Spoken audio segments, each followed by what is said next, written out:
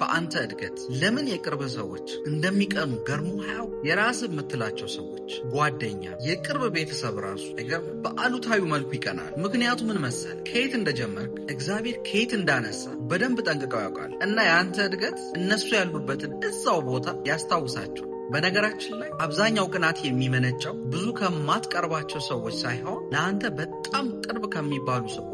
የአንተ እድገት እነሱን አውላላ ሜዳ ላይ ያስቀምጣቸው። በእነሱ አይን በፊት ምንም ነበርክ፣ ወደፊት እንኳን ምንም ተስፋ የሌለው ሰው፣ ዘላለም የእነሱ ጥገኝ ጊዜ እነሱ የበላይ አንተ ደግሞ በታች ብሎ የማይጥል እግዚአብሔር ደግሞ አንተን ራስ እንጂ ጅራት ሳያደርግ ሲቀር ዙርባቸዋል። ግን እንደዚህ አይነት ነገር ስታይ በፍጹም እንዳታቁ። በትክክለኛው መንገድ የተጓዝክ መሆንን የሚያሳይ ነው። እነሱን ለማስደሰት ብለህ ምንም ነገር እንዳታደርግ። ትሁት መሆን መልካም፣ ግን ደግሞ እድገትን ኮምፕሮማይዝ የሚያደርግ መልኩ መሆን የለበት።